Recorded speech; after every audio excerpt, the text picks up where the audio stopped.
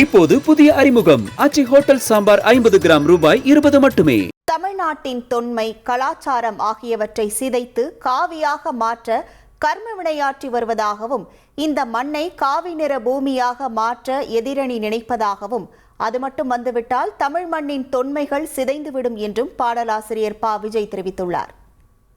இதுவரைக்கும் எந்த ஒரு அந்நிய சக்தியும் அந்நியர்களும் தமிழ் மண்ணின் மீது கண் வைத்ததோ, தமிழ் மாண்பின் மீது கால் வைத்ததோ, அல்லது தமிழ் கலாச்சாரத்தின் மீது கை வைத்ததோ கிடையவே கிடையாது. ஒரு தமிழ்நாட்டின் பெயர்கள் கூட அப்படியே தான் இருந்திருக்கின்றன சரித்திரம்.